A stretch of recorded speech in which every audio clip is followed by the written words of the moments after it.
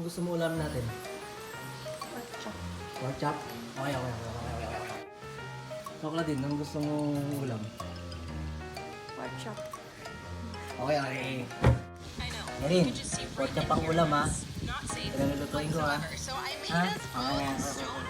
Ang hirap din talaga mag-isip ng ulam, no guys. Bali yung gagawin kong pork chop, ganito yung gusto nilang tirada. Pero ako hindi gantong style ang gusto ko talaga sa pork chop. Pero sila ang boss, kaya sila masusunod kung anong style na pork chop na gagawin kong luto. Masarap kumain ito sa mga kanto-kanto, lalo na pagbangag ka na no. Pagkatapos ng inuman, tapos may sabaw pa. Sarap. Bali 3 pork chop lang lulutuin ko dahil mahina naman kumain ng mga kasama ko. Hindi tulad ko talagang marami na yung kanin, marami pa yung ulam.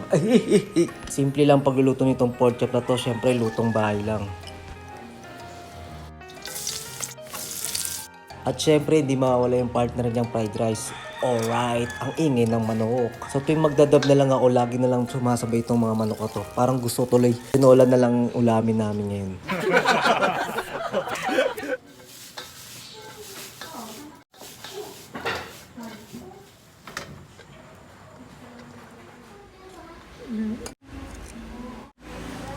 At nag-request pa nga ng itlog. So, isang itlog lang niluto ko. Hati-hati na lang kami dyan. Let's eat! Wow. Ito, ang magpapasarap palalo.